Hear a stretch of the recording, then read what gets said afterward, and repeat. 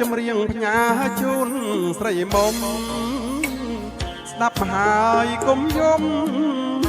អងលាត្រនំមានថ្ងៃវិលឡាយនឹកអានុអាសាធ្លាប់កេងរួមខ្នើយបញ្ហាតូចមួយឲ្យយើងឃ្លាតឆ្ងាយបងផ្ញើកូនផងណាស្រស់ពិសីបងគ្មាននិស័យមើលថាកូនថ្លៃដោយផ្ទាល់ដៃឡាយរូបអូននេះងាយជាខ្យល់ដង្ហើមជាទឹកសន្សាមដើមកូនអើយរួង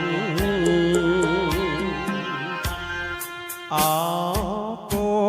នសំឡាញ់ឲ្យប៉ាសុំទោសដែលឲ្យកូនប្រុងរស់នៅឯកាខ្វះភាពកង់ក្ដៅ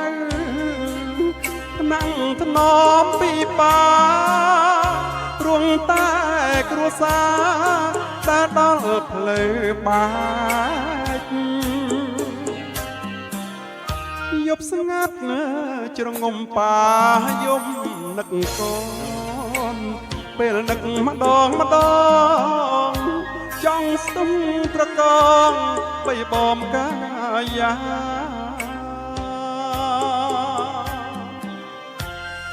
តែម្ដាយកូ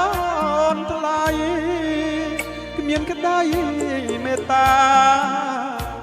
ចង់ផ្ដាច់វាសនាប៉ានឹងរូបកូន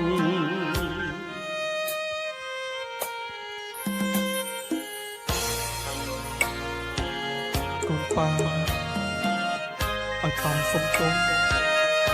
ប៉ាមានសិទ្ធិមើលខាងកូនផ្ដោតភាពកក់ក្ដៅឲ្យកូនដូចប៉ាគេដទៃកូនកុំយំណាស់ពេលដែលគ្មានប៉ានៅក្បែរកូនត្រូវតែរឹងមាំត្រូវតែខំរៀនត្រូវចេះមើលថែសុខភាពឲ្យបានល្អកូនសម្លាញ់ប៉ាលាហើយឲ្យប៉ាសុំទោសអើកូនសម្លាញ់ឲ្យប៉ាសុំទោសដែលឲ្យកូនប្រុងរស់នៅឯកា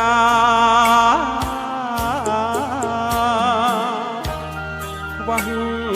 ភាពកង់ក្ដៅណាំងថ្នមពីប៉ារងតែគ្រួសារ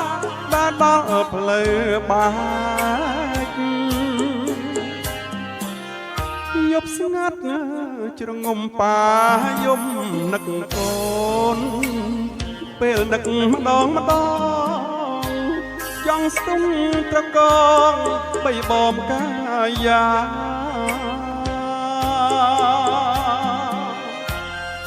តែម្ដាយកូ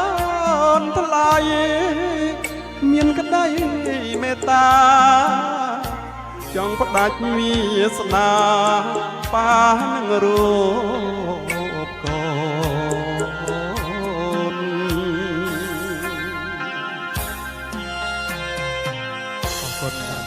អរគុណអ្នកស្នាប័ណ្ណជំនាញជូនដល់យើងកិត្តិយសដែលអញ្ជើញមកហូបបាកោដុត